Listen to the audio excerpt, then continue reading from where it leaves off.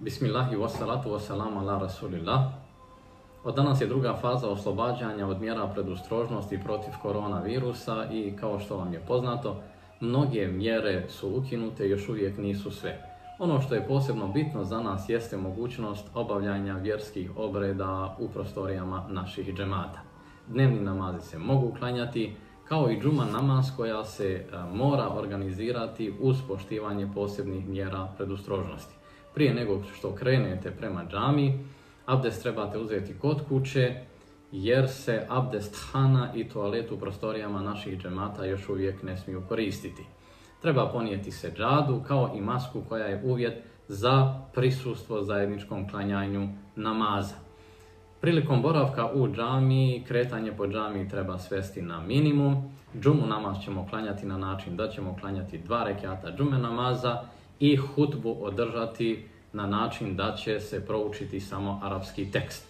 Nakon obavljanja džume namaza nastojte da međusobnu komunikaciju također svedete na minimum.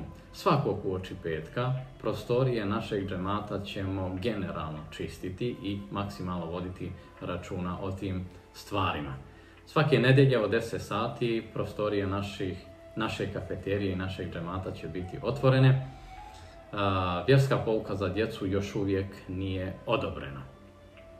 Savjetujemo da djeca, kao i starije osobe koje imaju zdravstvenih problema, za vrijeme većih okupljanja u našim prostorijama ne prisustvuju. Ramazan smo proveli na način, nadam se, da smo obavili sve dužnosti koje smo imali prema našem gospodaru, ispostili Ramazan. Nalazimo se u mjesecu Ševalu, koji je posebna prilika prema hadisu poslanika alejhi selam, u kome je kazao ko isposti mjesec Ramazan i nakon toga isposti 6 dana mjeseca Ševala kao da je bio u ibadetu, odnosno kao da je postio cijelu godinu. Pa savjetujem prema ovom hadisu da u ovom mjesecu koji je u mogućnosti isposti još 6 dana mjeseca Ševala. Dakle, onaj ko je postio mjesec Ramazan kao da je postio 10 mjeseci i onaj ko bude postio 6 dana mjeseca Ševala kao da je postio još 2 mjeseca, dakle 12 mjeseci, a to je poseban bereket i posebna nagrada kao da smo u ibadetu cijelu godinu. Nemojte propustiti tu priliku. Bog vam dao svako dobro. Assalamu alaikum wa rahmatullahi wa barakatuh.